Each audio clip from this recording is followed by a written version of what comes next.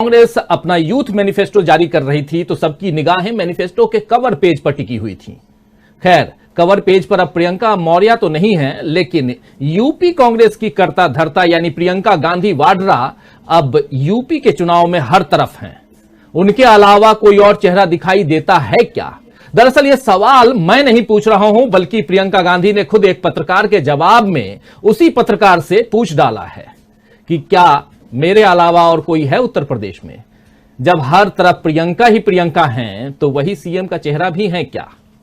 आइए जरा प्रियंका गांधी से ही सुन लेते हैं कि क्या कुछ कह रही हैं इस सवाल पर प्रियंका गांधी, और क्यों इस चर्चा को हम यहां कर रहे हैं, ये सब भी समझने की कोशिश करेंगे। आइए प्रियंका गांधी को सुनते हैं।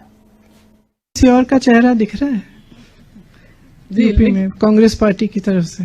जी, तो फिर तो आप ही चेहरा है मतलब? अब दिख तो रहा है ना सब जगह मेरा चेहरा। जी, किसी और का चेहरा दिख रहा है जी, यूपी में कांग्रेस पार्टी की तरफ से? जी, तो फिर तो आप ही चेहरा है मतलब? अब दिख तो रहा है ना सब जगह मेरा चेहरा। जी, किसी और का चेहरा तो हर तरफ मेरा ही चेहरा है, ये प्रियंका गांधी कर रही है, यानी घोषित अघोषित तौर पर प्रियंका गांधी ने अपनी उम्मीदवारी जता दी है।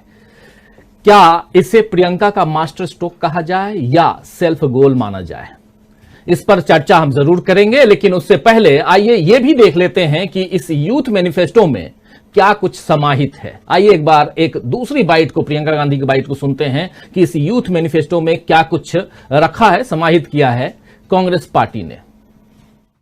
ये जो भर्ती विधान है, इसको बनाने के लिए हमारे नेताओं ने, हमारे कार्यकर्ताओं ने उत्तर प्रदेश के जिले जिले में युवाओं से बात की, उनसे समझने की कोशिश की कि आपकी सबसे बड़ी समस्याएं क्या हैं, आपके दुख क्या हैं, किस तरह से हम आपके लिए एक उज्जवल भविष्य बना सकते हैं।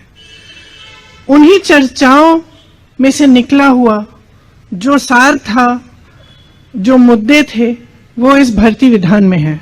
इसे भर्ती विधान इसलिए कहलाया गया क्योंकि सबसे बड़ी समस्या भर्ती की ही है उत्तर प्रदेश में। जहां जहां हम गए हैं, जिन नौजवानों से बात की है, उनकी पीड़ा बाहर आई है। उन्होंने, वो दुखी हैं, त्रस्त हैं, क्वालिफाइड हैं, नौकरियां नहीं मिलती, बड़ी बड़ी घोषणाएं होती हैं, रोजगार नहीं दिए जाते। कोई कहता है 25 लाख नौकरियां दिलवाएंगे, कोई कहता है 20 लाख, लेकिन उनको कभी ये नहीं समझाया जाता कि ये कैसे होगा, किस तरह से ये रोजगार आपके लिए बनाए जाएंगे।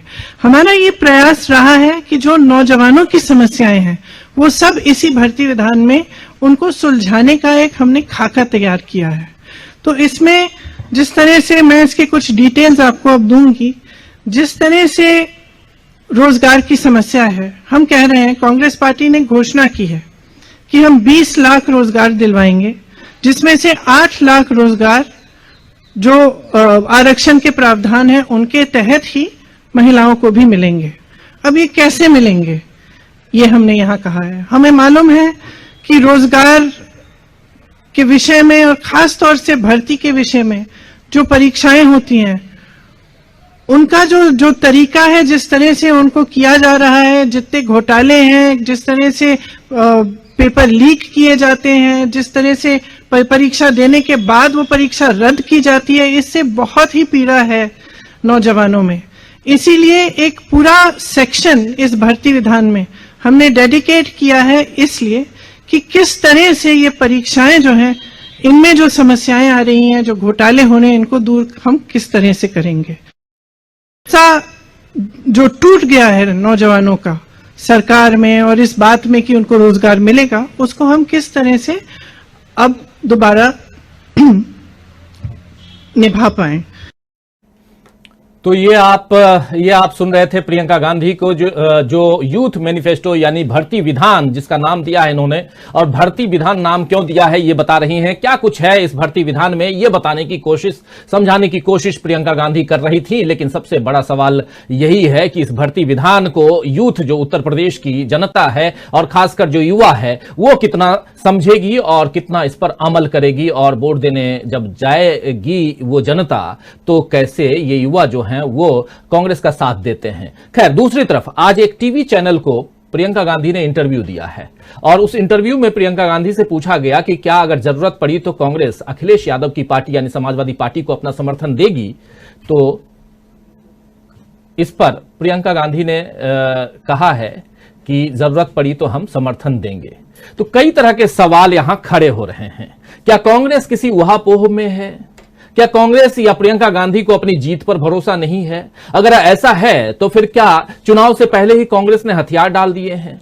तो इन सारे सवालों के साथ अब चर्चा की शुरुआत करते हैं दोस्तों, और चर्चा के लिए हमारे साथ कुछ खास वरिष्ठ पत्रकारों की टोली पैनल मौजूद है इस वक्त। आइए सबसे आपका परिचय करवाऊं। हमारे साथ 4 वरिष्ठ पत्रकार इस वक्त मौजूद हैं। सीधे कोलकाता से हमारे साथी सुमन भट्टाचार्य मौजूद है हमारे साथ। सुमन भट्टाचार्य जी, आपका स्वागत करता हूं। लखनऊ से वरिष्ठ पत्रकार सुरेंद्र दुबे जी मौजूद है हमारे साथ। सुरेंद्र दुबे जी, आपका स्वागत है।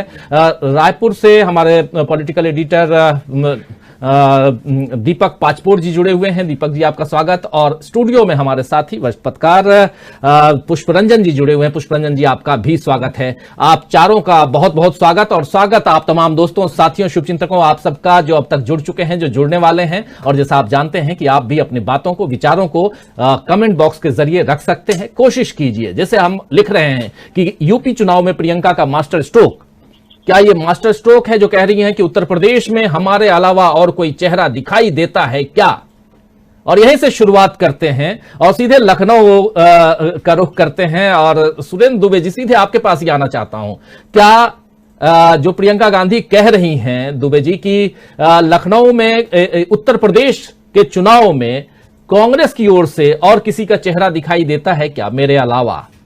और इसके साथ ही खबर यह चलने लग रही है कि अब प्रियंका गांधी सीएम का चेहरा भी हैं। अगर प्रियंका गांधी सीएम का चेहरा है उत्तर प्रदेश में कांग्रेस की तरफ से, तो एक ऐलानिया तौर पर यह बात क्यों नहीं सामने है?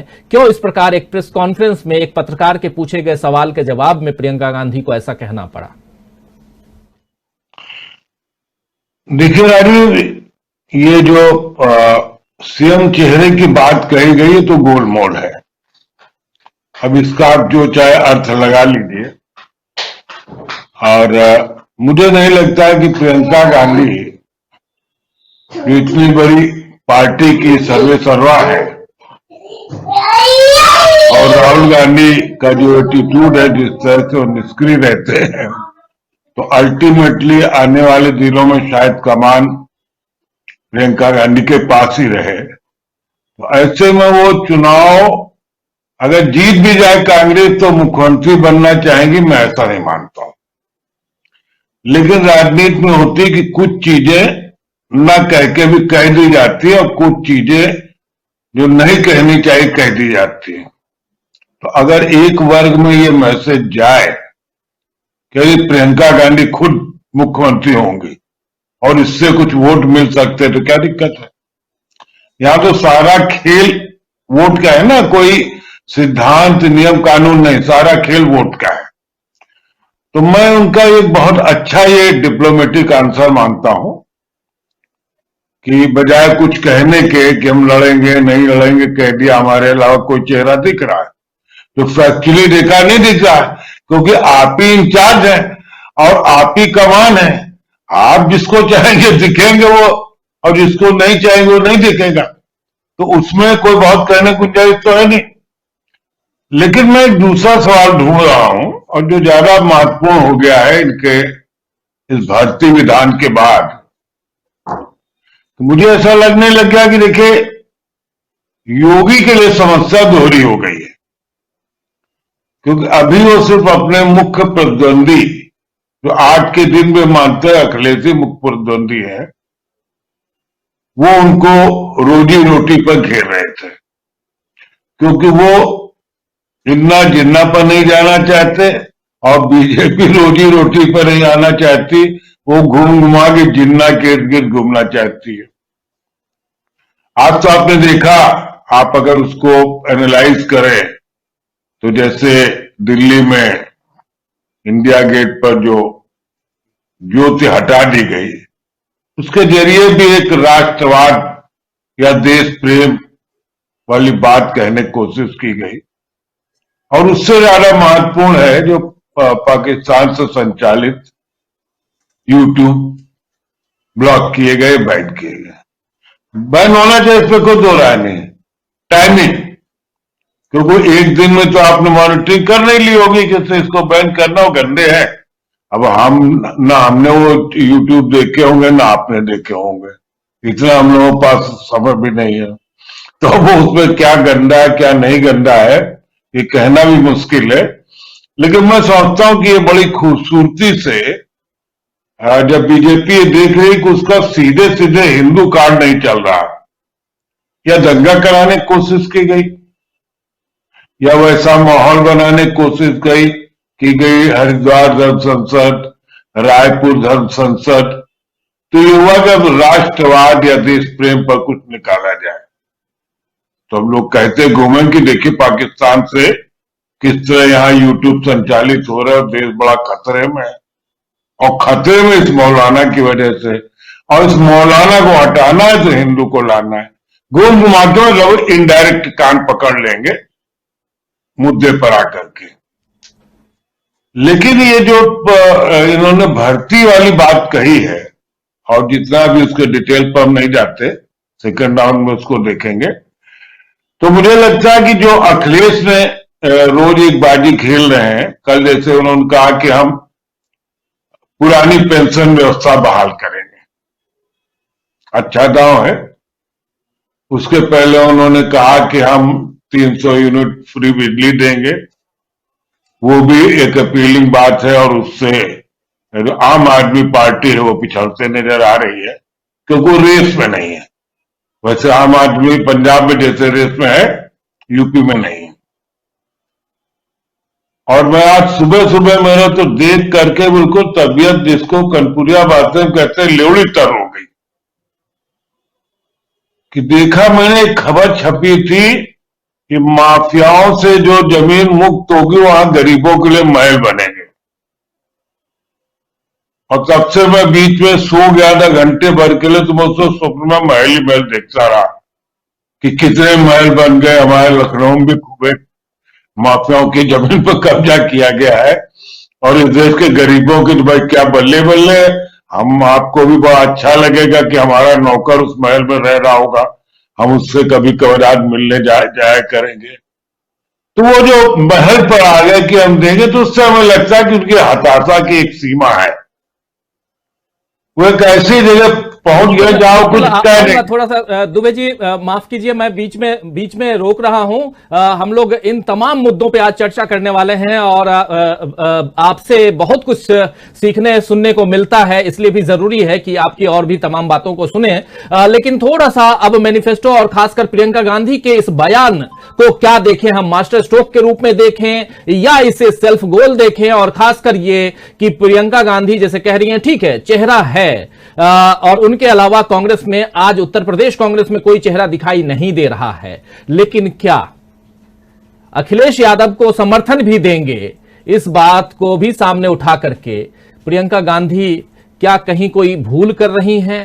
कांग्रेस जो आज बैकफुट पर है और फ्रंट फुट पे आने की कोशिश कर रही है, उस कांग्रेस की जो गति है क्या वो धीमी पड़ सकती है? थोड़ा इस पर अपनी बात रखिए। सीधे कोलकाता से हमारे साथी सुमन भट्टाचार्य जी, आपके पास आना चाहूंगा। क्या कहेंगे इस बयान पे आप? मैं इस बयान पे जाने के पहले माननीय सुरेंद्र दुबे जी ने जो बोला था उस सपने के बारे में मैं उसमें 30 सेकंड जोड़ना चाहता हूं, क्योंकि आज सुबह वो अमर जवान ज्योति हटा तो सरकारी तरफ से बोला गया है कि दोनों मार्च कर दिया गया है। तो ये मार्च सुन के मेरे को लगा हमारा बंगाल में एक बंदा था, लोग उसको दूसरे नाम से पहचानते थे, उसका नाम है नरेंद्रनाथ दत्ता, जिसको लोग स्वामी विवेकानंद के नाम से पहचानते हैं। तो हमारे यहाँ पे नरेंद्रनाथ दत्ता से नाम से बहुत है, तो किसी दिन बीजेपी आके कहेंगे उसको भी नरेंद्र दामोदर दास मोदी से मार्च किया जाएगा। मार्च हो रहा है ना, सब कुछ मिला जा रहा है, तो विवेकानंद मोदी का प्रॉपर्टी बन जाएगा।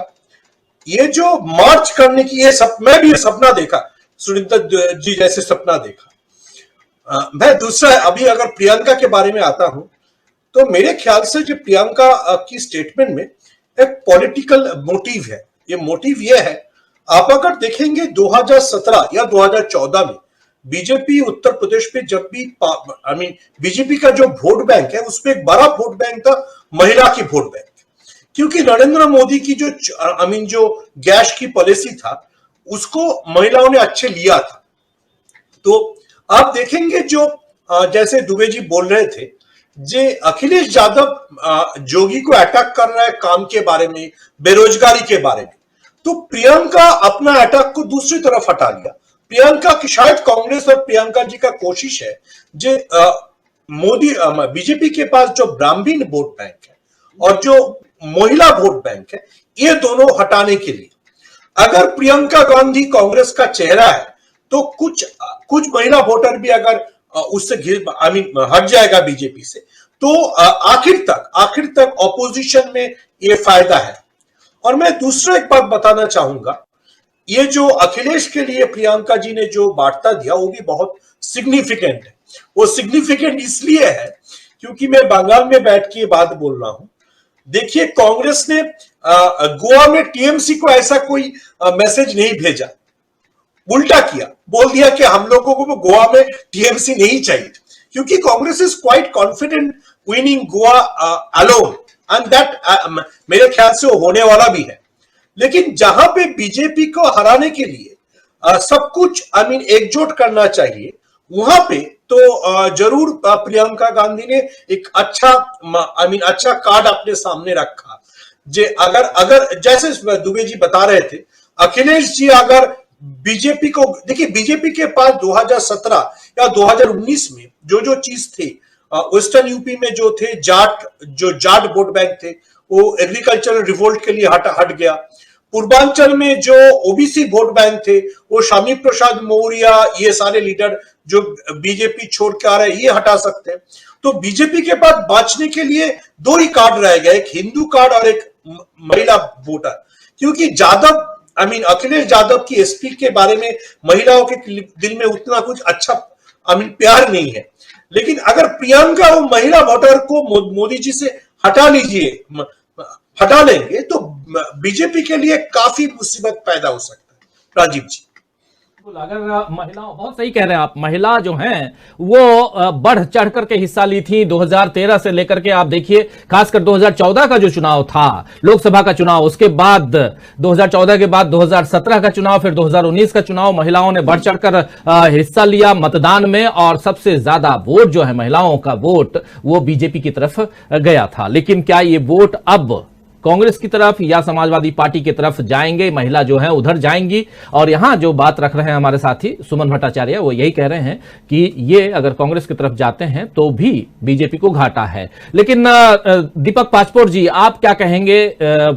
प्रियंका गांधी के इस बयान से ही शुरुआत कर रहे हैं हम इस चर्चा को, और ये समझने की कोशिश कर रहे हैं कि क्या ये मास्टर स्ट्रोक है या प्रियंका गांधी का सेल्फ गोल है, जो ये कहना, दो बातें यहां कि मेरे अलावा कोई चेहरा नहीं उत्तर प्रदेश में, और दूसरा कि अगर जरूरत पड़ी तो अखिलेश यादव को हम समर्थन करेंगे, देंगे। देखिए, पहली इसमें दो तीन चीजें जो इस प्रेस कॉन्फ्रेंस से जो उभर कर आई है। पहली बात यही है कि उनका अपने आप को मुख्यमंत्री का चेहरा घोषित करना। देखिए, मुझे लगता है कि यह कितना सही है कितना गलत है, इसको एक दूसरे तरीके से भी एग्जामिन किया जाना चाहिए, क्योंकि ऐसी घोषणाएं लोकतंत्र में कोई नहीं करता। अब मुझे याद है, आज से शायद 12 साल 15 साल पहले बीबीसी पर एक बड़ी लंबी सीरीज चली थी, जिसमें भारत के एडिटर जो थे बीबीसी के, भारत श्रीवास्तव, उन्होंने इंटरव्यू किया था सोनिया गांधी को और पूछा था कि आप कभी हाँ कहती हैं, कभी ना कहती हैं, कभी हाँ कहती हैं, तो आप क्या राजनीति में आना चाहती हैं?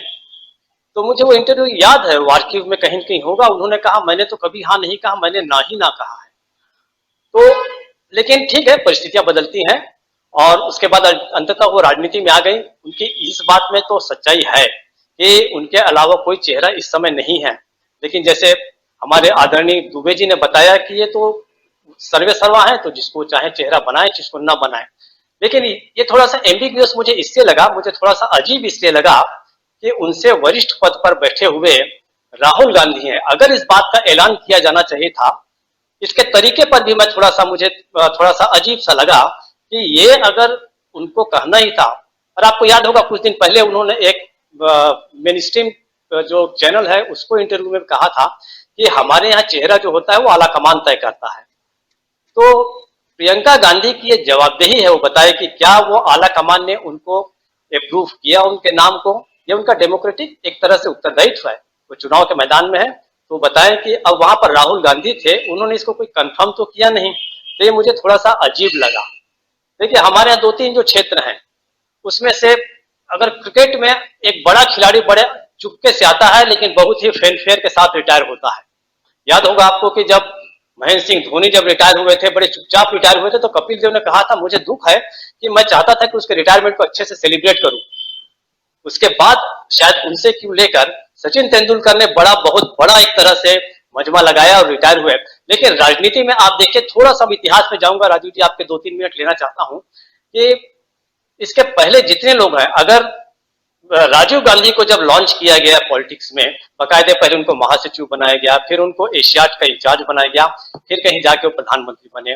उसके और हम पीछे जाएं तो इंदिरा गांधी जो थे उनको बाकायदे प्रशिक्षित, तो वो तो नेहरू जी के साथ ही रहे। नेहरू जी जहां जहां दुनिया में जाते थे उनके साथ हो जाती थी।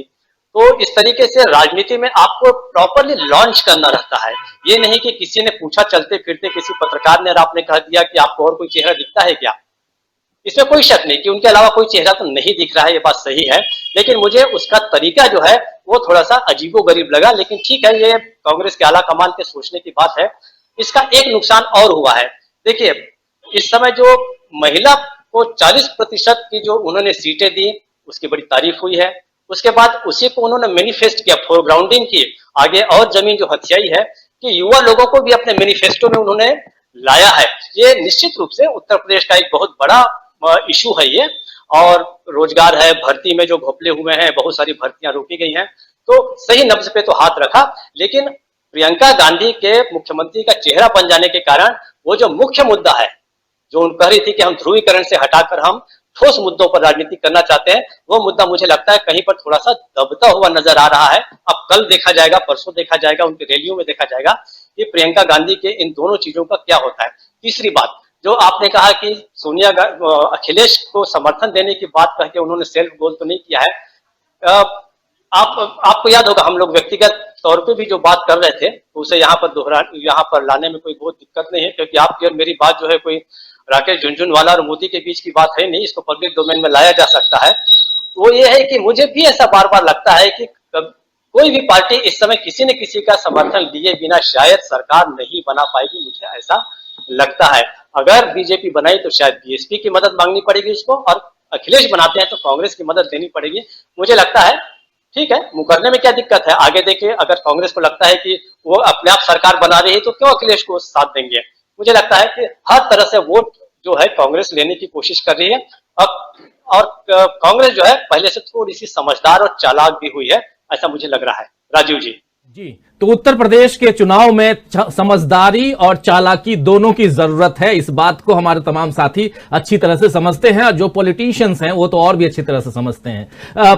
पुष्परंजन जी, शुरुआत जिस सवाल के साथ तमाम हमारे तीनों साथी बोल चुके हैं उन्हीं सवालों के साथ आपके पास भी आना चाहूंगा, और फिर हमारे साथी सुमन भट्टाचार्य कुछ कहना चाह रहे थे, उनके पास भी आऊंगा, लेकिन थोड़ा सा पुष्परंजन जी को भी सुन लीजिए। और नहीं बिल्कुल बिल्कुल पहले आपकी बात ही सुनना चाहता हूं कि क्या प्रियंका गांधी ने अपना चेहरा जिस प्रकार सामने रखा है, इस चेहरे को सामने रखने के लिए अगर चाहते तो राहुल गांधी भी आ सकते थे, क्योंकि बगल में बैठे हुए थे।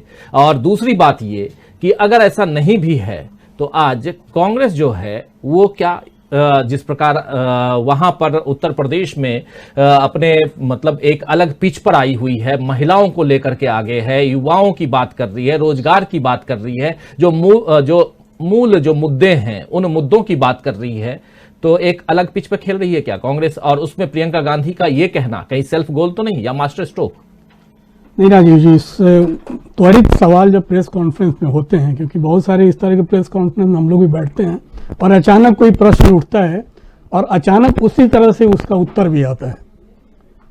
तो ये कांग्रेस तो शुरू से अपना क्लियर नहीं कर रही थी मुख्यमंत्री चेहरा आपका कौन बनेगा यदि आपकी सरकार बनती है। तो एक छवि निर्माण जरूर हुआ था कि भाई प्रियंका गांधी चेहरा है। उसी चीज को उन्होंने एक तरह से दोहराने की चेष्टा की कि आपको कोई और चेहरा दिखता नहीं है क्या यूपी में। यूपी में शब्द का उन्होंने इस्तेमाल किया, मगर दिल्ली की मीडिया जो है उसने उसको दूसरे ढंग से खेला है, उस शब्द को पार्टी में रख के, नेपथ्य में डाल के, और दिल्ली की मीडिया ने ये खेला है कांग्रेस का भावी प्रेसिडेंट क्या प्रियंका गांधी बनने जा रही हैं, क्या राहुल गांधी को पीछे करेंगी। इस तरह के प्रश्न दिल्ली के गलियारों में, दिल्ली की मीडिया में, खासकर नवभारत टाइम्स जैसा अखबार या दूसरे जो इलेक्ट्रॉनिक मीडिया जो हैं, जिनको सो कॉल्ड गोदी या कुछ और मीडिया आप नाम दे सकते हैं, वो लोग भी इस खबर को चलाने लगे कि क्या राहुल गांधी को रिप्लेस करने जा रही है प्रियंका गांधी। ये चीजें और चल रही हैं। दूसरा, एक रेनबो कोalition की पोस्ट इलेक्शन संभावना की चर्चा उन्होंने एक तरह से की, जो प्रश्न आप पूछ रहे थे दीपक जी से। तीसरा ये है कि जिस तरह से प्रियंका गांधी को खेल रही है इन चीजों को, और आपने महिलाओं वाले उसको सवाल, कांग्रेस ने एक तरह से अपने आप को सुधारने की चेष्टा भी की है। पुष्परंजन जी, माफ कीजिए, बीच में रोकना पड़ रहा है आपको, लेकिन एक बार जिसकी चर्चा हम कर रहे हैं, जो साथी हमारे बाद में जुड़े हैं, प्रियंका की एक छोटी सी बाइट है, जरा फटाफट दिखा दीजिए उसको, उस बाइट को, फिर आप अपनी बात को आगे बढ़ाइएगा। ये जो भर्ती विधान है, इसको बनाने के लिए हमारे नेताओं ने, हमारे कार्यकर्ताओं ने उत्तर प्रदेश के जिले जिले में युवाओं से बात की, उनसे समझने की कोशिश की कि आपकी सबसे बड़ी समस्याएं क्या हैं, आपके दुख क्या हैं, किस तरह से हम आपके लिए एक उज्जवल भविष्य बना सकते हैं। उन्हीं चर्चाओं में से निकला हुआ जो सार था, जो मुद्दे थे, वो इस भर्ती विधान में है। इसे भर्ती विधान इसलिए कहलाया गया क्योंकि सबसे बड़ी समस्या भर्ती की ही है उत्तर प्रदेश में। जहां जहां हम गए हैं, जिन नौजवानों से बात की है, उनकी पीड़ा बाहर आई है। उन्होंने, वो दुखी हैं, त्रस्त हैं, क्वालिफाइड हैं, नौकरियां नहीं मिलती, बड़ी बड़ी घोषणाएं होती हैं, रोजगार नहीं दिए जाते। कोई कहता है 25 लाख नौकरियां दिलवाएंगे, कोई कहता है 20 लाख, लेकिन उनको कभी ये नहीं समझाया जाता कि ये कैसे होगा, किस तरह से ये रोजगार आपके लिए बनाए जाएंगे। हमारा ये प्रयास रहा है कि जो नौजवानों की समस्याएं हैं, वो सब इसी भर्ती विधान में उनको सुलझाने का एक हमने खाका तैयार किया है। तो इसमें जिस तरह से, मैं इसके कुछ डिटेल्स आपको अब दूंगी, जिस तरह से दिख रहा है जी, यूपी में कांग्रेस पार्टी की तरफ से, जी, तो फिर तो आप ही चेहरा है मतलब। अब दिख तो रहा है ना सब जगह मेरा चेहरा, जी किसी और का चेहरा दिख रहा है जी, यूपी में कांग्रेस पार्टी की तरफ से, जी, तो फिर तो आप ही चेहरा है मतलब। अब दिख तो रहा है ना सब जगह मेरा चेहरा, जी, किसी और का। तो पुष्परंजन जी, आप सुन रहे थे, दिख तो रहा है ना सब तरफ मेरा ही चेहरा है, और इसी पर हम बात कर रहे हैं। लेकिन इनकी इस बात में, प्रियंका गांधी की बात में, और आप चेहरे के हाव भाव में देखिए, एक अलग तरह का कॉन्फिडेंस दिखाई दे रहा है। इस कॉन्फिडेंस को क्या कहेंगे, लेकिन आप अपनी बात जो रख रहे थे उसको आगे बढ़ाइए। राजीव जी, मैं उस शब्दों पे आ रहा हूं, दिख रहा है ना मेरा चेहरा, फिर क्या उन्होंने ये कहा कि मैं मुख्यमंत्री चेहरा हूं? क्या उन्होंने ये कहा कि मैं भावी, जब उत्तर प्रदेश में अगर सरकार, हमारी पार्टी अगर बहुमत में आती है, तो प्रियंका गांधी मुख्यमंत्री बनेंगी? उसका एक विधान है, पार्टी में लोग बैठते हैं। मैं पार्टी के प्रवक्ता इसके बारे में स्पष्ट कर सकेंगे, या पार्टी अपने तरफ से इसको और क्लियर कर सकती है, और चाहिए क्लियर करना। उन जो कोहरा, ये बयानों का कोहरा जो और घनघोर होता जा रहा है दिल्ली में खासकर, उसे साफ करना भी पार्टी का दायित्व बनता है, वो स्पष्ट करें इन चीजों को, पहला। दूसरा ये कि प्रियंका गांधी ने जिस तरह से महिला कार्ड खेला है, एक तरह से सुधारा है कांग्रेस ने अपने आप को, इस लिहाज से सुधारा है कि आप 2017 के डाटा को देखिए तो कांग्रेस ने सबसे कम महिलाओं को टिकट दिया था, केवल 12 महिलाएं टिकट पाई थी उस समय, 10%, टोटल टिकट का 10%। उस लिहाज से बीजेपी सर्वाधिक 46, 12%, और सपा दूसरे नंबर पर 34 महिलाओं को टिकट दिया था, 11%। यानी कांग्रेस ने अपने आप को सुधारा, उसको 40% पे ले गई। तो एक बड़ा फैसला था एक तरह से, चाहे वो प्रियंका गांधी की तरफ से फैसला तय हुआ हो या फिर कांग्रेस ने मिलजुल के आलाकमान ने तय किया हो। अब इस पूरे परिदृश्य में अगर प्रियंका गांधी ने जिस तरह से अपने शब्द को खेला है और दिन भर उसकी चर्चा हो रही है, एक बड़ा जोखिम भी है इस बयान के अगर हवाले से आप बात करें तो बड़ा जोखिम ये है कि ये कहीं ना कहीं रिस्क भी अगर ये चुनाव कांग्रेस बुरी तरह से परास्त होती है, जो कि 2017 में भी ज्वाइंट ये लोग लड़े थे तब परास्त हुए थे, और इस बार कांग्रेस अकेले लड़के अपनी ताकत दिखा रही है और परास्त होती है, तो प्रियंका गांधी का अपना पॉलिटिकल करियर भी दांव पर है। ये भी ध्यान में रखने की आवश्यकता है। तीसरा जो पक्ष है, जिस तरह से इन्होंने रोजगार को लेकर पूरा एक मैनिफेस्टो तैयार किया और बहुत तरीके से किया है, इसे मेन स्ट्रीम के डिस्कशन में लाना और सीधा सीधा चुनाव के परिचर्चा के पटल पे लाना, ये भी बड़ी चुनौती है दोनों के लिए, अखिलेश यादव के लिए भी और इनके लिए भी, क्योंकि राष्ट्रवाद का खेल फिर से शुरू हो रहा है और दिल्ली से शुरू हो रहा है इस बार। मैं इसलिए कह रहा हूं कि जब ये जवान ज्योति वाला जो मामला चला, उसके तुरंत बाद प्रधानमंत्री नरेंद्र मोदी ने एक ट्वीट किया।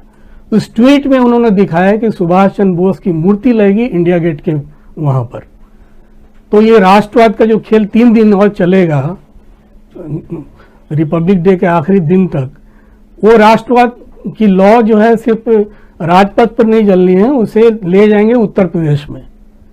और ये क्योंकि इनको बार बार राष्ट्रवाद इसलिए ला रहे हैं कि उसके पीछे, अच्छा सुभाष चंद्र बोस का, क्योंकि आप पूछेंगे कि उत्तर प्रदेश में क्या कनेक्शन है, तो आपको फिर से याद दिलाता हूं कि उनका क्लियर कट कनेक्शन फैजाबाद से है।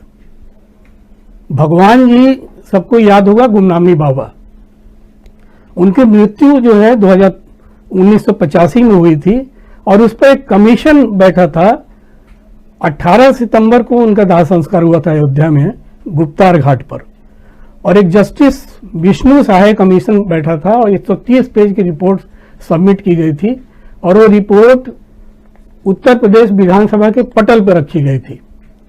उस रिपोर्ट में थोड़ा कंफ्यूजन भी एक तरह से कहीं ना कहीं कि वो वास्तव में सुभाष चंद्र बोस थे गुमनामी बाबा या नहीं थे। 130 पेज की रिपोर्ट में ये निष्कर्ष भी अधूरा सा छोड़ दिया गया था।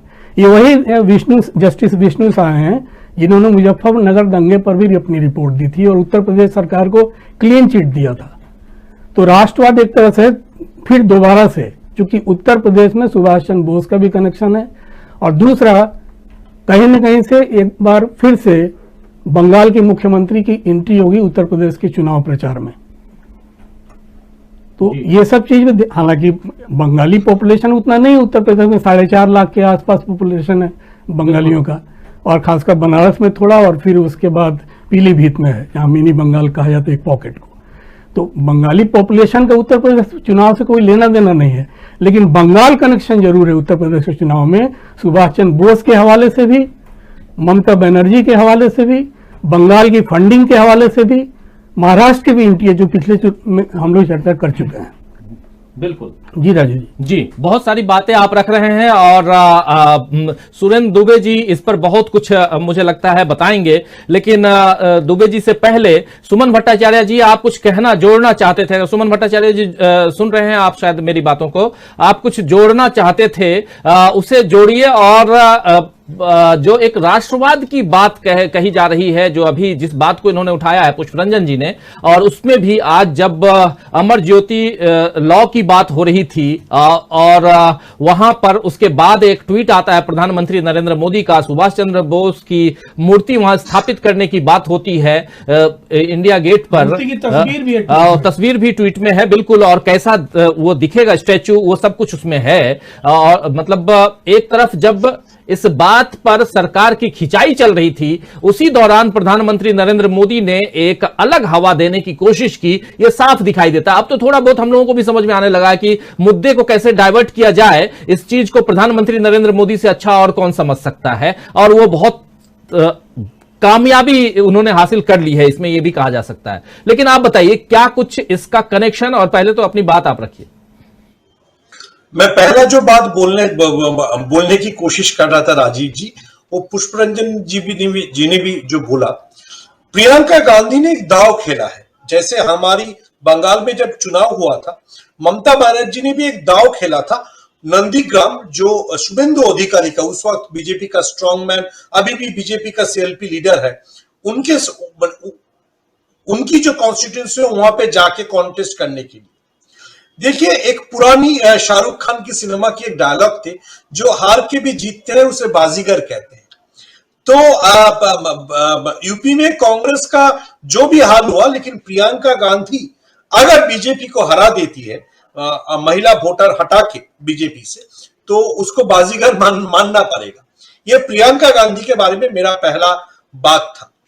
और जो पुष्परंजन जी बोल रहे थे, अगर मैं वो बंगाली कनेक्शन और यूपी में जाऊं, तो दो बात मैं पहले बोलने के लिए कोशिश करूंगा।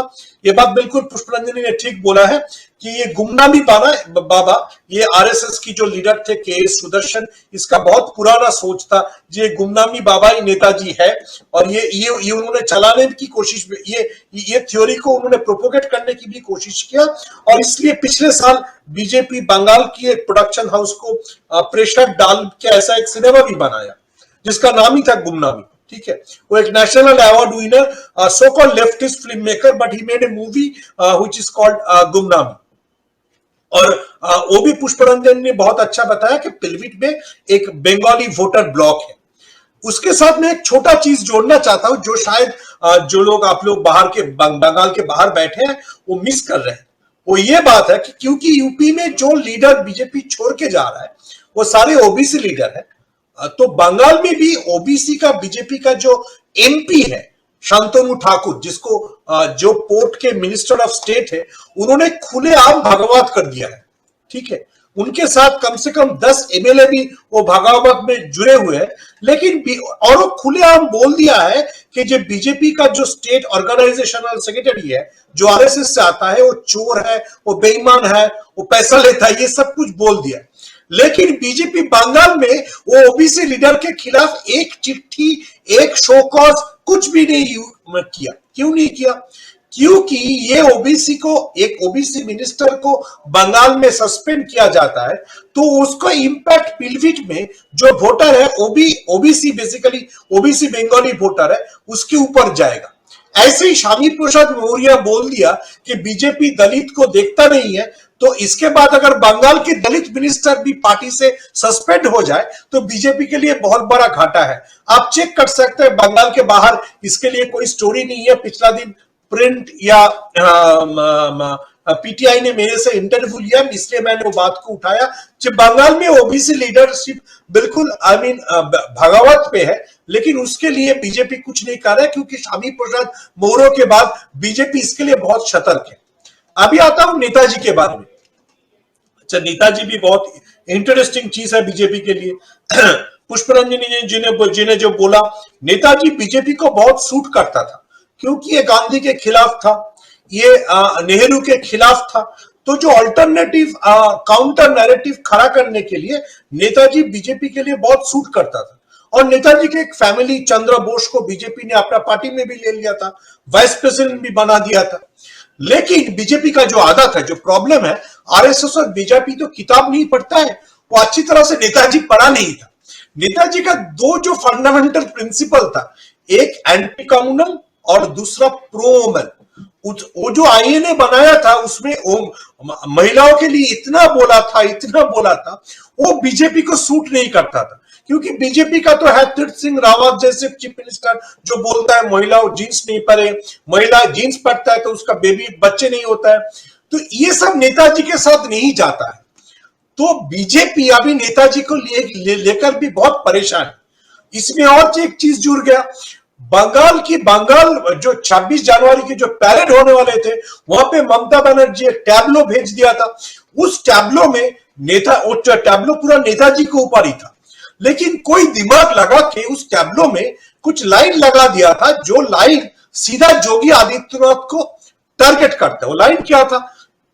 नेताजी का जो एक बहुत फेमस किताब था, तरुण स्वप्न, ड्रीम फॉर द यूथ, उसमें नेताजी लिखा था, अगर कोई भी गेरुआ पहन के चले आते हैं और गेरुआ पहन के अपने रिलीजियन की यूज करके पॉलिटिक्स करने की कोशिश करते हैं, तो उसको पहले भगाओ पॉलिटिक्स से। ये नेताजी 1930s में लिखा था, जब उन्होंने श्यामा प्रसाद मुखर्जी को बंगाल में काउंटर कर रहा था। और ये बिल्कुल नेताजी ये काम किया था। जो श्यामा प्रसाद मुखर्जी का ऑफिशियल बायोग्राफर है, तथागत रे, पहले बीजेपी का स्टेट प्रेसिडेंट था, बाद में गवर्नर बना, उनमें भी किताब में लिखा था जो नेताजी भरपूर श्यामा प्रसाद को धुलाई किया था कलकत्ता में, ठीक है, उसका सारा रैली वैली तोड़ दिया था। तो ये नेताजी का जो सोच है वो बीजेपी का जो बिल्डअप है उसके साथ नहीं जा रहा था। तो ममता बनर्जी का टैब्लो उन्होंने कैंसिल कर दिया।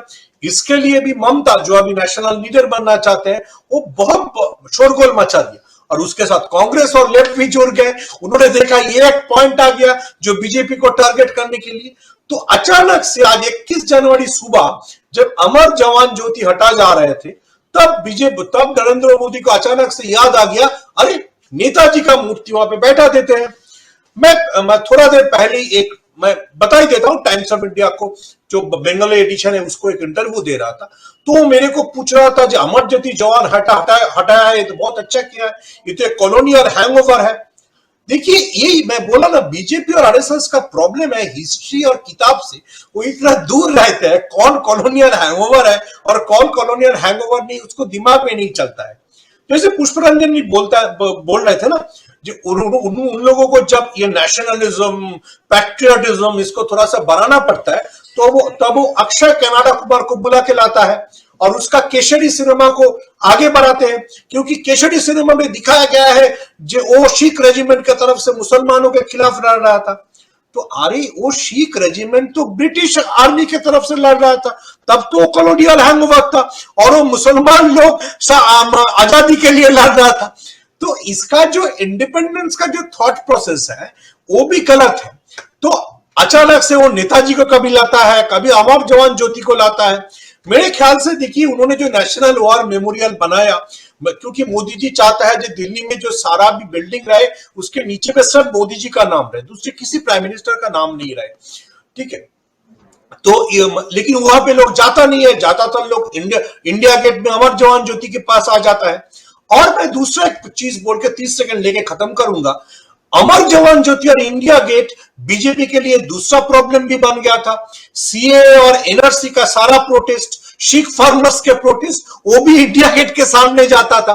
तो ये जो जो आइकॉन बन रहा था, ये बीजेपी के साथ सूट नहीं करता है। बीजेपी का प्रॉब्लम एक होता है, वो जब इंटेलेक्चुअल बनने की कोशिश करता है तब ये नहीं सोचता है कि इंटेलेक्ट और आरएसएस एक साथ नहीं जा सकता है, ठीक है। तो ये दूसरा प्रॉब्लम है ना। मोदी जी और बीफ एक साथ नहीं जा सकता है, लेकिन ट्रंप से बीफ ही खाता है। तो वो लोग क्या करेंगे? जब ट्रंप के हाथ पकड़ते हैं तब बोल नहीं सकते बीफ के बारे में, और जब बाहर आते हैं तब बोलते हैं जे एक गो माता ही मेरा माता है। तो ये इतना उलझा हुआ है ना मेरे ख्याल से। और 5 स्टेट का इलेक्शन है, गोवा और पंजाब में तो कोई बीजेपी के बारे में बात ही नहीं कर रहा है। आप देखेंगे मोदी जी आजकल गोवा भी नहीं जा रहा है, ठीक है।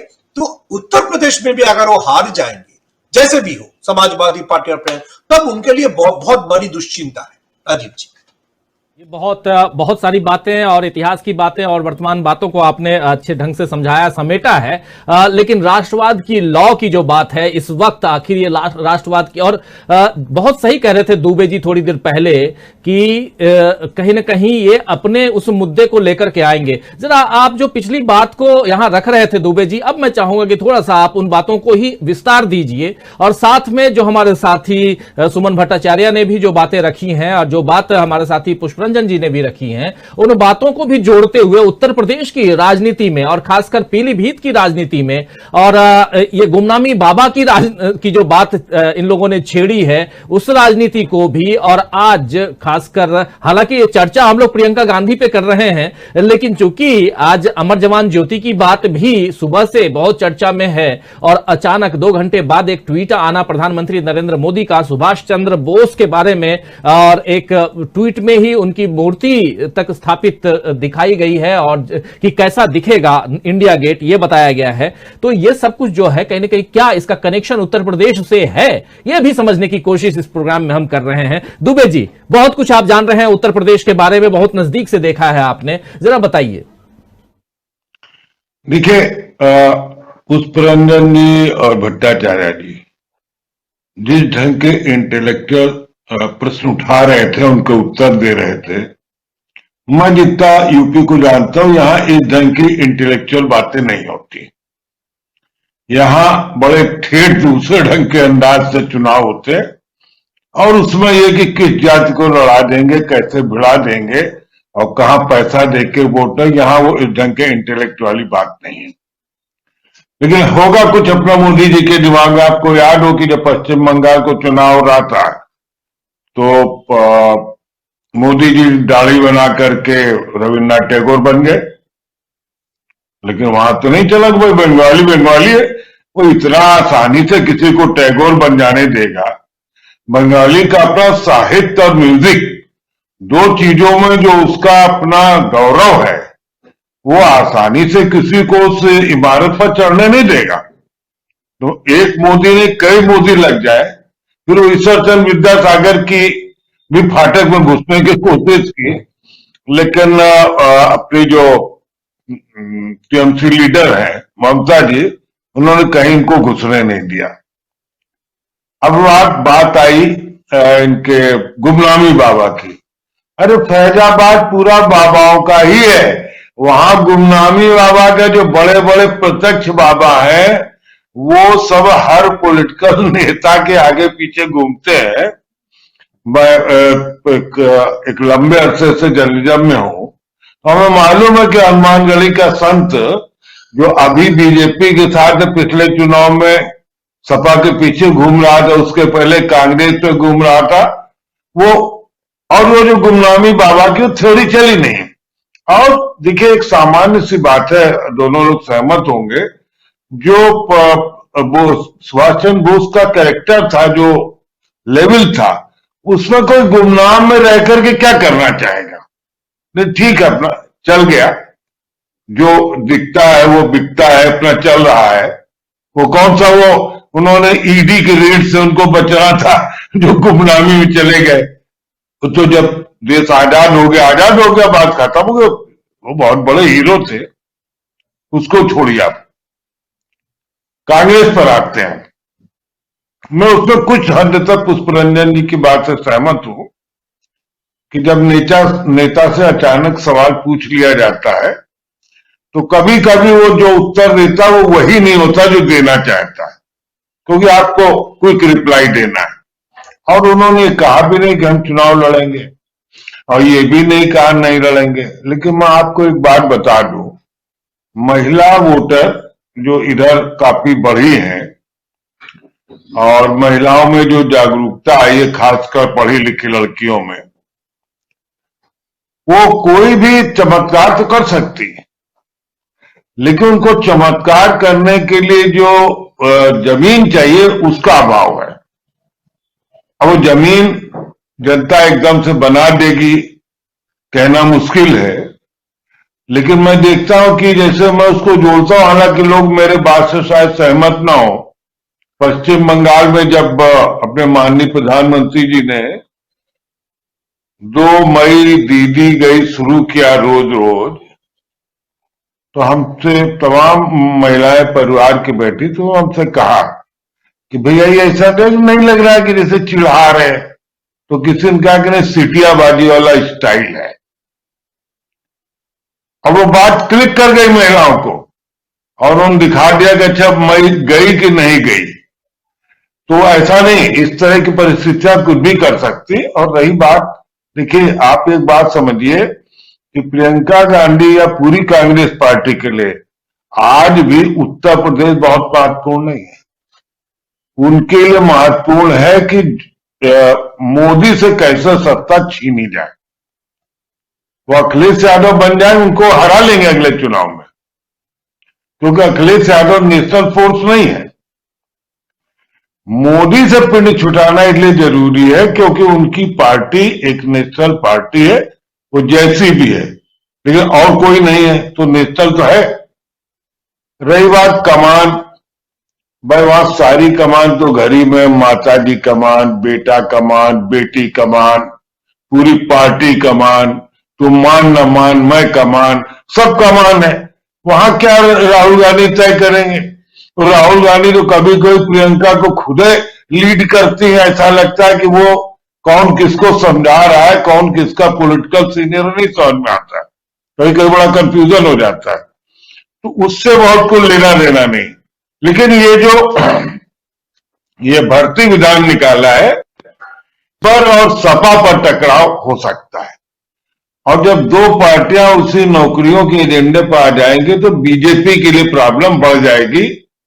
उनका अपना वो आंदोलन शुरू कर दिया और सुभाष चंद्र बोस की वो लगाकर स्टैचू और फोटो देख ले, उससे बहुत कुछ होने वाला नहीं। सुभाष चंद्र, ये कभी कभी जो हम जिन लोगों को अपने लेके आते हैं वो समय के साथ स्मृति में इतने पीछे चले जाते हैं, बोला ना जैसे कहते हैं ग्रीन रूम, लेकिन ग्रीन रूम में भी इतने एक्सट्रीम पर चले गए कि अब वहां से वो विजिबल नहीं है। अब आज सुभाष चंद्र बोस के नाम पर कोई परिवर्तन नहीं कर देंगे देश में, सुभाष चंद्र बोस के नाम पर कोई क्रांति भी नहीं कर देंगे। और अब दीदी आ रही है, ये तो अच्छा है, ये लगा रहे हैं, दीदी को आना ही है, तो आप देखें कि फिर 2-4 दिन सुभाष चंद्र बोस वाले मामले पर दीदी वर्सेस बीजेपी सब एक दूसरे की पोल खोलने और अटैक करने का एक सीन होगा, हम लोग भी इसको देखेंगे। तो ये हमारे यहाँ चुनाव जो है उस इंटेलेक्ट ढंग से हम उसको आकलन नहीं कर सकते। हमारा ठेठ रवैया है कि वोट कैसे मिलेगा, उसके सारे फार्मूले लोगों ने निकाल रखे हैं।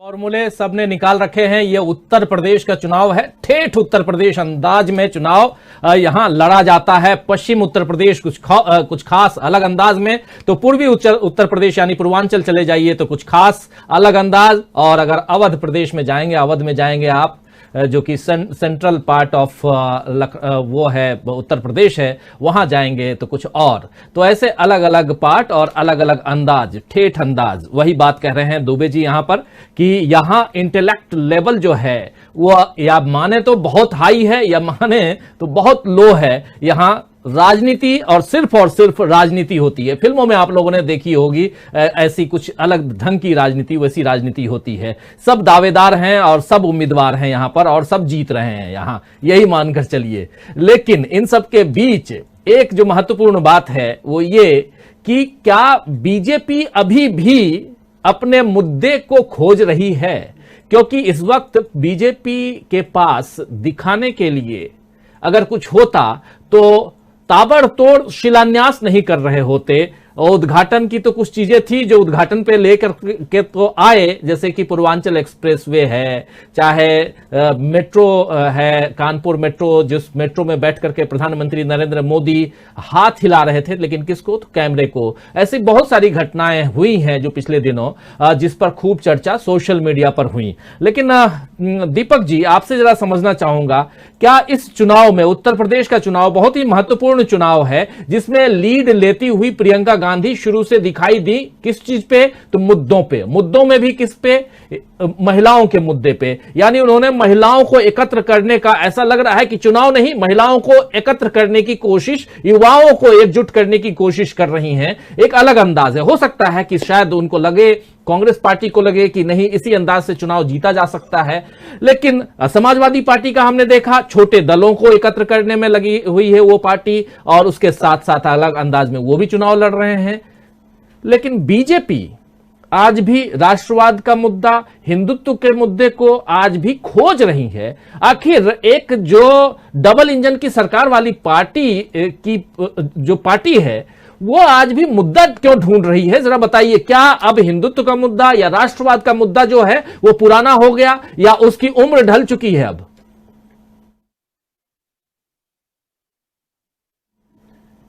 दीपक जी के पास शायद आवाज नहीं जा रही है हमारी, शायद डिस्कनेक्ट हो गए हैं। लेकिन पुष्परंजन जी, आपके पास आना चाहूंगा, क्या कहेंगे इस मुद्दे पे?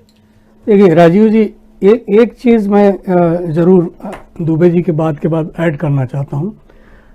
कई बार बिहार वाले के चुनाव हम लोग कवर करने जाते थे, दिल्ली से या बाहर से, यूरोप से आते थे तो जाते थे बिहार भी, चलो देख लें, चुनाव का वक्त है।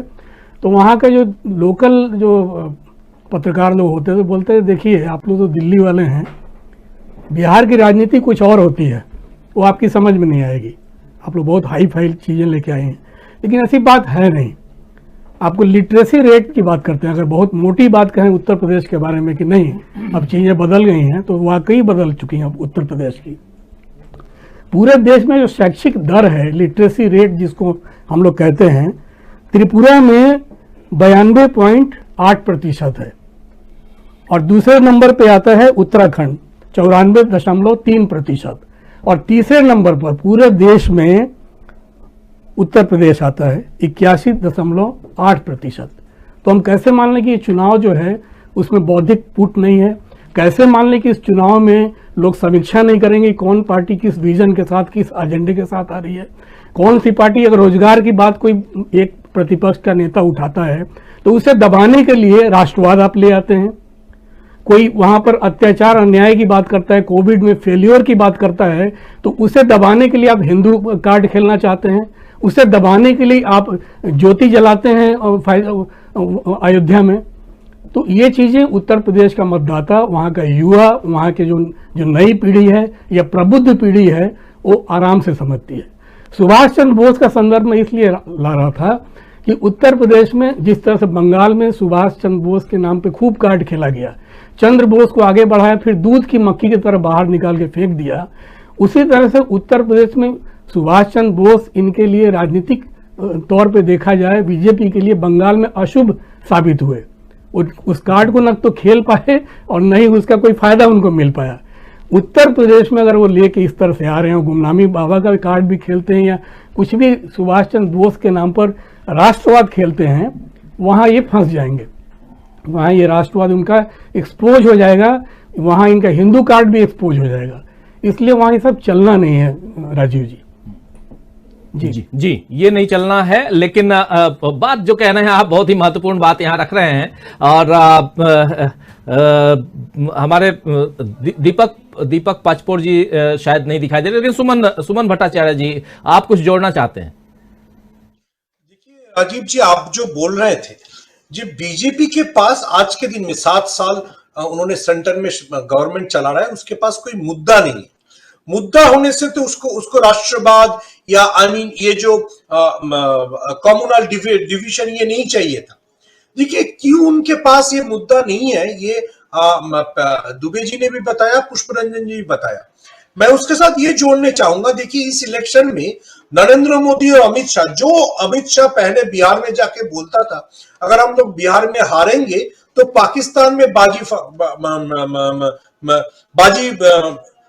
क्रैकर पाकिस्तान से क्रैकर्स की आवाज आएंगे। वो अभी यूपी में ऐसा कुछ नहीं बोल रहा है। क्यों नहीं बोल रहा है? क्योंकि उनका बेटा जय शाह जाके दुबई में पाकिस्तान से मैच खेल लिया।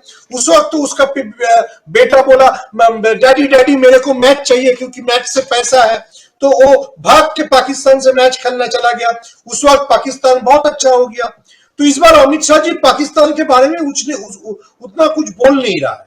और राष्ट्रवाद के बारे में जो मोदी जी का जो पेटेंट है, जो मोदी जी बोलना चाहते हैं, उसमें भी उसको थोड़ा सा मेरे को जितना लग रहा है उसको थोड़ा सा घबरा हुआ है। और Modi ji what is the best quality of Narendra Modi ही, अगर वो प्राइम मिनिस्टर नहीं होते मेरे ख्याल से बहुत बड़ा इवेंट मैनेजमेंट कंपनी चलाते। देखिए मूर्ति नहीं बैठा, लेकिन वो मूर्ति से कैसे दिखेंगे उसका तस्वीर ला गया। तो ये सब क्यों करना पड़ रहा है? ये सब इसलिए करना पड़ रहा है जो आपने 3 एजेंडा बोला, जो यूपी के इलेक्शन में या उत्तराखंड के इलेक्शन में जो मुद्दा सामने आ सकता है, बेरोजगारी, कोरोना में कैसे गवर्नमेंट परफॉर्म किया था, और जो औरत है उनका सिक्योरिटी बात के बारे में गवर्नमेंट का क्या रोल था, ये तीनों में बीजेपी का परफॉर्मेंस बिल्कुल जीरो है।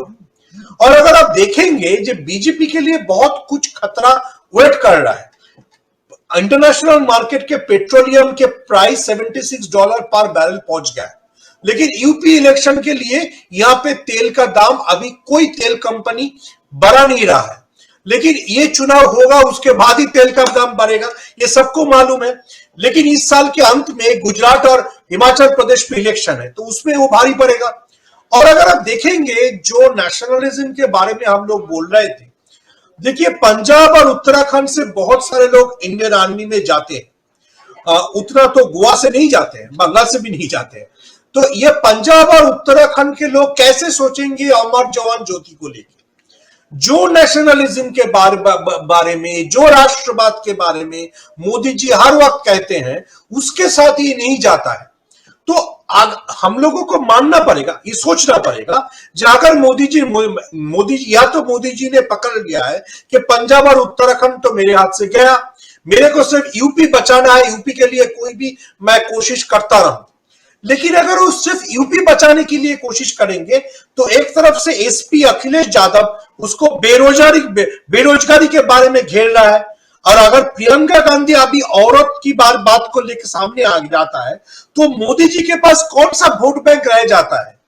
देखिए, दलित वोट बैंक जो मैं पहले भी बोला हूं, वो तो इस बार बीजेपी को संभालना मुश्किल है, क्योंकि श्यामी प्रसाद मौर्य या सारे लीडर ये बोल के बीजेपी छोड़ रहा है।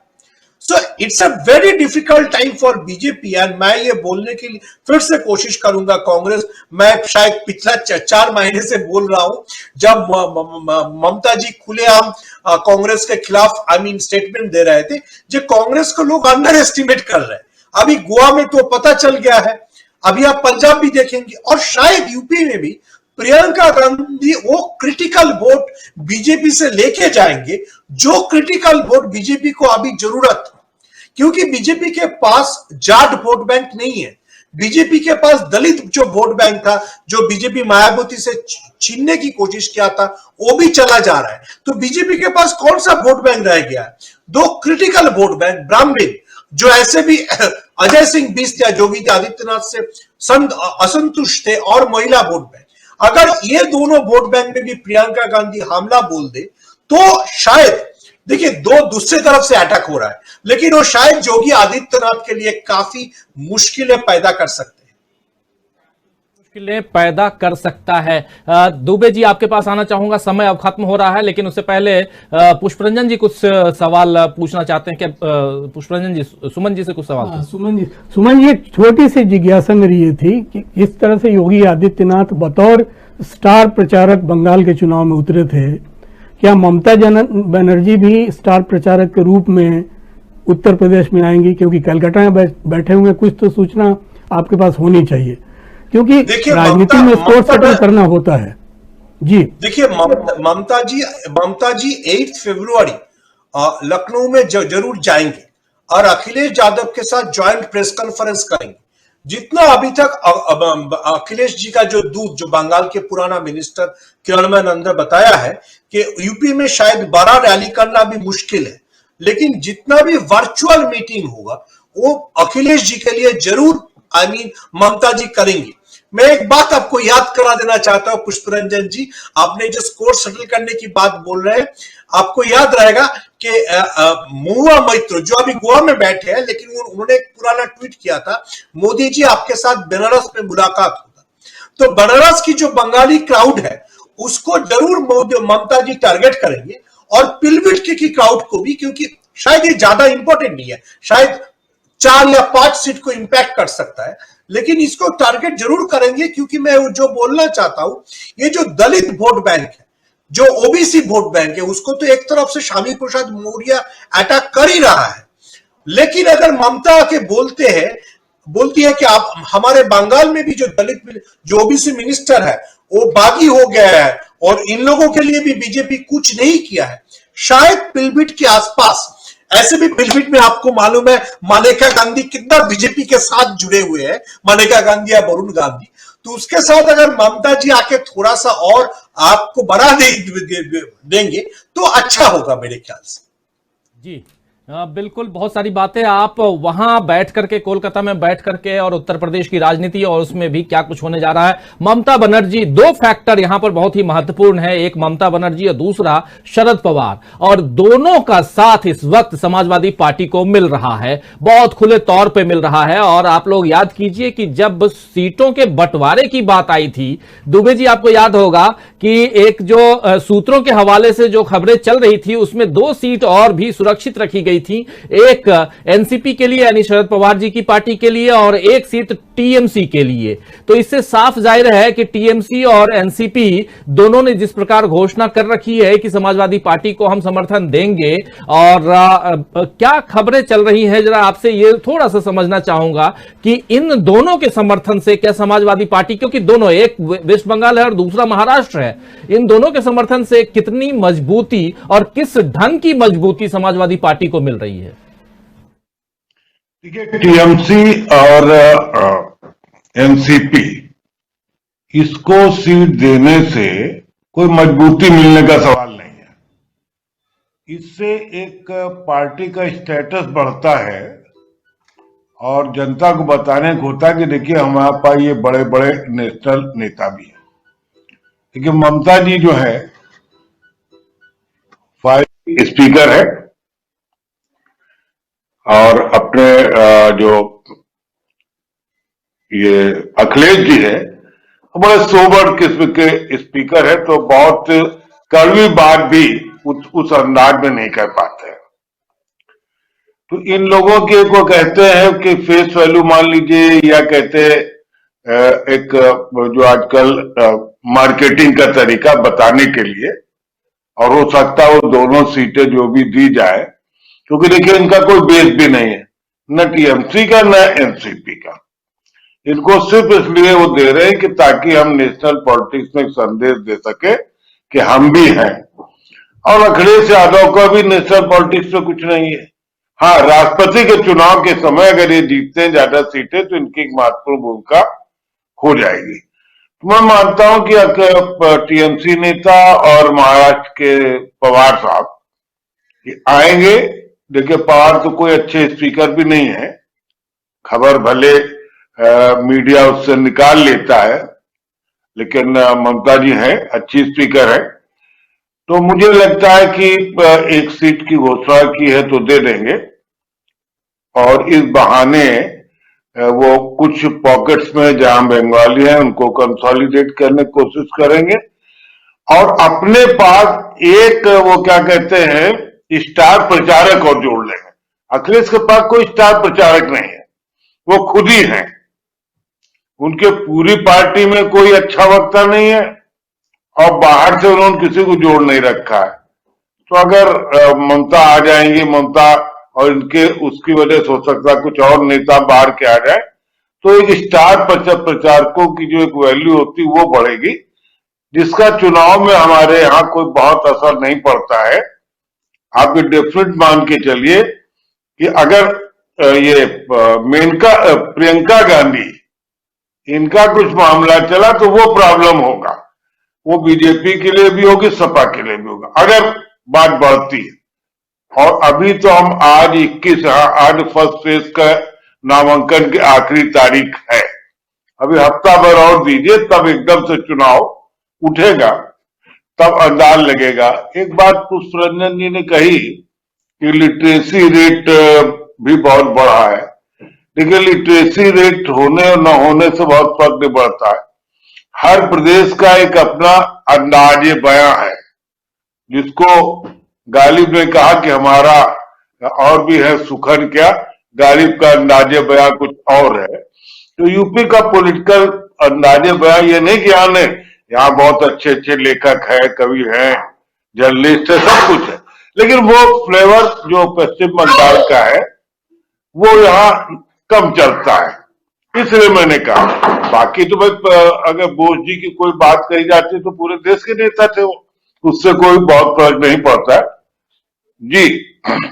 जी बिल्कुल, बहुत सारी बातें और बहुत महत्वपूर्ण बात रख रहे हैं, लेकिन यहां पर एक बात मैं अपनी तरफ से जोड़ना चाहूंगा, वो भी एनसीपी और टीएमसी को लेकर के शायद पहले भी यहां रख चुका हूं कि सीट भले न चाहिए, लड़ना नहीं लड़ना, लेकिन पीछे से जो हाथ है वो बहुत मजबूत है, क्योंकि शरद पवार फाइनेंशियली बहुत मजबूत हैं और टीएमसी लगातार सरकार में है, वो भी मजबूत है, और पिछले 5 साल से अखिलेश यादव सरकार में नहीं हैं, तो हाथ तो तंग हो ही जाती है। तो ऐसे में अगर आप तंगहाली में हो और फिर चुनाव लड़ना हो, वो भी जिनके सामने यानी कि चारों तरफ देश में बीजेपी, जहां पैसे की बहार है, बरसात है, और वहां पर आपको पैसे तो चाहिए चुनाव लड़ने के लिए। तो ऐसे साथी अगर मिलते हैं मैं आपकी इस बात से सहमत। चार चांद लगता है। शायद दुबे जी मेरी बातों से सहमत होंगे। थोड़ा अप कीजिए दुबे जी की। मैं भी कुछ बोलना चाहता हूं।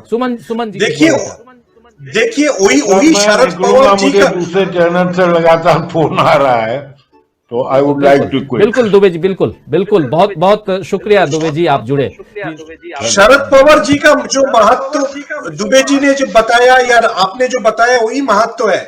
हम लोगों को याद रखना पड़ेगा, जब देवेंद्र फडणवीस को महाराष्ट्र में चीफ मिनिस्टर बनाया गया था, तब ये जो सारे ऑपोजिशन के आज जो अलायंस है, एमवीए अलायंस है, उन सारे लोगों को होटल में बैठा के शरद पवार जी ने रखा था। वो महाराष्ट्र में जो क्लाउड शरद पवार जी दिखाया था, वही क्लाउड अभी अखिलेश को चाहिए, क्योंकि अगर बीजेपी ऐसा कुछ करने की कोशिश करता है तो शरद पवार जी अखिलेश जी के साथ है, ममता जी अखिलेश जी के साथ है। ये एक स्टैटर क्रिएट करता है, एक एटमॉस्फेयर क्रिएट करता है जो बीजेपी के लिए भारी पड़ेगा। बिल्कुल सही कह रहे हैं, यही बात मैं भी रख रहा था, और आपने बहुत ही विस्तार से इसको बताया कि क्या कुछ हो सकता है। और शरद पवार और ममता बनर्जी अगर समाजवादी पार्टी के साथ है, अखिलेश यादव के साथ हैं, तो इसका असर और मनोवैज्ञानिक असर भी पड़ता है इसका, और वो बीजेपी पर पड़ सकता है। लेकिन दूसरी तरफ आज जिस यूथ मैनिफेस्टो की बात लेकर के हम यहां आए थे, प्रियंका गांधी की बात, प्रियंका गांधी ने जो कुछ कहा है वो सब हम आपके सामने हमने रखा, और साथ में क्या ये मास्टर स्ट्रोक है या प्रियंका गांधी का सेल्फ गोल है, ये तो आने वाला समय बताएगा। लेकिन इस वक्त जब हम ये चर्चा कर रहे हैं तो उत्तर प्रदेश के चुनाव के ढेरों आयाम, और उसके लिए हमारे साथ चार खास साथी मौजूद रहे। अभी स्टूडियो में हमारे साथ पुष्परंजन जी हैं, हमारे साथ जुड़े हुए सीधे कोलकाता से सुमन भट्टाचार्य जी, आप दोनों को बहुत धन्यवाद देता हूं। और धन्यवाद देता हूं सुरेंद्र दुबे जी को, और हमारे साथी हमारे सीधे रायपुर से जुड़े थे दीपक पाचपोर जी, आपको भी। तो आप चारों को बहुत धन्यवाद। और हमारे तमाम साथी जो जुड़े हुए हैं, अपनी बातों को रख रहे हैं, जरा उनके बातों को भी पढ़ना चाहूंगा, रखना चाहूंगा आप लोगों के बीच। जैसे कौशिक देव रॉय लिख रहे हैं कि राजीव जी, कांग्रेस को और अधिक मेहनत करनी होगी। जी बिल्कुल, कांग्रेस एक्चुअली 2024 के लिए मेहनत कर रही है, आप लोग अगर देखेंगे तो। हरिओम जी कह रहे हैं कि सावरकर का माफीनामा का भी स्मारक मोदी जी को बनाना चाहिए, हरिओम जी लिख रहे हैं। विजय सिंह हैं जो कह रहे हैं कि कांग्रेस कांग्रेस कांग्रेस की बात रख रहे हैं। और ऐसे ही एमआर रजवी हैं जो कह रहे हैं पूरे बीजेपी पर शरद पवार जी अकेला ही काफी हैं। रफाकत अंसारी हैं जो कह रहे हैं कि यूपी बाला के महिला यूपी गई है। और फिर मिराज अंसारी भी हमारे साथ बने हुए। जीएस घनश्याम जी कह रहे हैं, बलिया से जुड़ते हैं हमारे साथ, कि किसी मुद्दे को राष्ट्रवाद से जोड़ना कोई मोदी जी से सीखे। इनके लिए युवाओं को के लिए रोजगार, महंगाई, स्वास्थ्य, शिक्षा, कानून व्यवस्था कोई मायने नहीं रखते, इनका बस एक इलाज है, समाजवाद। ऐसे ही हुसैन जाफर है जो कह रहे हैं, wish to see Congress on front seat but it didn't look like that. Hussain Jafar कह रहे हैं कि कांग्रेस को फ्रंट सीट पर हम देखना चाहते हैं, लेकिन अभी तक ऐसा दिखाई नहीं दिया। और मदीना का मुसाफिर का कहना है कि बहुत हुई महंगाई की सरकार, अब बदलो निकम्मी सरकार, किसान मजदूर एकता जिंदाबाद, मदीना का मुसाफिर कहना है। जावेद इकबाल जी बोल रहे हैं, कल आपका ओपिनियन पोल आने वाला है जिसका बड़ी बेताबी से इंतजार है। राजीव जी, जावेद भाई आपका भी हम इंतजार करेंगे, आप तमाम दोस्तों साथियों आप सबका इंतजार करेंगे। कल शाम 5 बजे से हम आपके सामने लेकर आएंगे हमारा लेटेस्ट ओपिनियन पोल, 5 राज्यों का आप स्क्रीन पर भी देख रहे होंगे, सबसे सटीक ओपिनियन पोल आपके सामने। और लोग बोलते हैं कि अरे आपका ओपिनियन पोल दूसरों से बिल्कुल अलग क्यों है? भाई इसलिए अलग रहता है क्योंकि हम ईमानदारी के साथ मेहनत कर रहे हैं, और आप लोग भी मेहनत कर रहे होंगे, लेकिन वो कहीं ना कहीं वहां जो है धन बल वो भी सामने आता है। अब सामने क्या कुछ आएगा, रिजल्ट 10 मार्च को पता चलेगा कि हमारा ओपिनियन पोल सही था या दूसरों का सही है। लेकिन जो भी है ओपिनियन पोल कल शाम 5 बजे फिर हम आपके सामने लेकर के आने वाले हैं। कौशिक देव रॉय भी हमारे साथ बने हुए हैं जो कह रहे हैं कि कांग्रेस को और मेहनत करनी पड़ेगी 5 साल तक फिर सत्ता के लिए। और ऐसे ही कुलविंदर संधू हैं जो कह रहे हैं कि पाकिस्तान को 13 दिन में धूल चटाकर 2 टुकड़े करने वाली और देश की एकता अखंडता के लिए बलिदान देने वाली पार्टी कांग्रेस को जिताओ और देश की संपत्ति बेचने वाली पार्टी को हराओ। कुलविंदर संधू जी, बिल्कुल सही बात आप लिख रहे हैं, आपकी बातों में दम है। हाजी मोहम्मद यूनुस कह रहे हैं अंधभक्त गोबर खाते हैं, खाना नहीं खाते, महंगाई नहीं दिखती। महंगाई की बात तो भाई बिल्कुल महत्वपूर्ण है। एलिजाबेथ पॉल का कहना है बीजेपी के अच्छे दिन गए। हरिओम जी कह रहे हैं कि आपको भगवान सलामत रखें, आप देश की सेवा कर रहे हैं और आप सभी को नमस्कार। हरिओम भाई, आपको भी नमस्कार। आप जुड़ते हैं पंजाब से, पंजाब का क्या सूरत हाल है आप तो बहुत नजदीक से देख रहे हैं, लेकिन उसके साथ साथ कल हम दिखाएंगे कि क्या कुछ होने वाला है पंजाब में। तो कल शाम 5 बजे से हमारे साथ जरूर जुड़िए। और साथ में हमारे और भी बहुत सारे साथी हैं। श्रीवास आर जी लिख रहे हैं, सर आप जैसे चैनल पर मोदी सरकार पाबंदी लगाना चाहती है, इस पर क्या सोचते हैं आप सर? क्यों पाबंदी लगाएंगी मोदी जी की? हम बुराई तो नहीं करते हैं, जो सच्चाई है, जो हकीकत है, वही यहां लाने की कोशिश करते हैं श्रीवास आर जी। और ऐसे दीपक तिवारी कह रहे हैं यूपी रायबरेली बीजेपी के कुछ विधायकों को वंदे मातरम जनगण मन भी नहीं आता, कैसे पैदा होगा विकास? बिल्कुल सही बात है। और एमआर रजवी कह रहे हैं इस बार बीजेपी चौथे नंबर पर चली जाएगी यूपी में। ब्रिजेश वर्मा ऑफिशियल कह रहे हैं कि एसपी आएगी। कौशिक देवराय, मणिपुर, गोवा और उत्तराखंड में कांग्रेस कहां खड़ी है कल बताऊंगा। कौशिक देवराय जी कहां खड़ी है। और अहमद पाशा जी कह रहे हैं कि कल आपका ओपिनियन पोल का इंतजार है। बहुत धन्यवाद अहमद पाशा जी, आप हमें देखेंगे, अच्छा लगेगा। हाजी मोहम्मद यूनुस भी हैं। 10 मार्च अखिलेश यादव लिख रहे हैं। ब्रजेश वर्मा एसपी आएगी लिख रहे हैं। रायबरेली डिस्ट्रिक्ट से कह रहे हैं कि कांग्रेस को यूपी में आना चाहिए। 30 साल से 3 पार्टी ने यूपी का बुरा हाल कर दिया है, कांग्रेस को आना चाहिए। दीपक तिवारी रायबरेली की बात कर रहे हैं, विकास की बात कर रहे हैं। कौशिक देव जी हैं, ब्रजेश जी हैं, ऐसे बहुत सारे साथी लगातार हमारे साथ। मदीना का मुसाफिर कल 5 बजे इंतजार रहेगा लिख रहे हैं। और चंदीश कुमार गुलिया लिख रहे हैं कि राहुल गांधी जी भविष्य में हिंदुस्तान के पीएम होंगे चाहिए कोई कुछ कहे देश लाएगा, ये कहना है गुलिया जी का। और ऐसे ही शेख शर्मा जी हैं जो कह रहे हैं हिमाचल, उत्तराखंड, पंजाब में कांग्रेस और उत्तर प्रदेश में बीजेपी के चांस ज्यादा हैं। शेख शर्मा जी कह रहे हैं ये तो कहां किसके चांस हैं, क्या होगा ये 10 तारीख को पता चलेगा। हिमाचल में चुनाव नहीं है लेकिन उत्तराखंड, पंजाब और उत्तर प्रदेश में तो चुनाव जरूर हैं। मोहम्मद असलम भी हमारे साथ में हैं जो कह रहे हैं बीजेपी घोटों का झुंड है। हितेन जी हमारे साथ है, एसपी लिख रहे हैं। और ऐसे ही जीएलएम कह रहे हैं डबल इंजन की पावर कम हो गई है और इंजन की पावर कम होने के कारण पैसेंजर को लग रहा है कि ये गाड़ी मंजिल तक नहीं पहुंचा सकती, इसलिए पब्लिक डबल इंजन की गाड़ी से उतर रही है।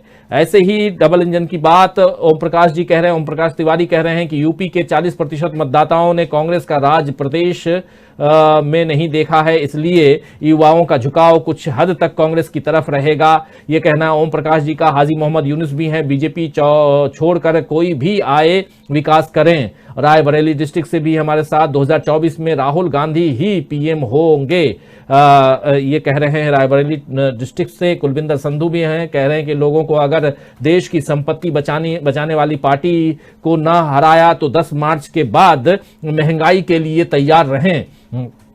और ऐसे बहुत सारे साथी हैं। श्रीवास आर कह रहे हैं सर जिन पर गंभीर मामले हैं उन्हें पार्टी टिकट दे रही है, टिकट क्यों देती है, ये सब जेल में बंद क्यों नहीं हैं, जानना है सर, लिख रहे हैं। ओम प्रकाश जी प्रणाम लिख रहे हैं, आपको भी प्रणाम ओम प्रकाश जी। फिर वेदानंद मौर्य भी हैं, कांग्रेस की सरकार लिख रहे हैं। कुलविंदर संधू, अफरोज आलम लिख रहे हैं कि इसमें कोई शक नहीं कि 2022 में अखिलेश यादव यूपी के सीएम बन रहे हैं, मगर कांग्रेस किंग मेकर होगी। परवेज आलम भी हमारे साथ में हैं, महेंद्र सालवी भी हमारे साथ में 70 सालों की मेहनत रंग लाएगी लिख रहे हैं।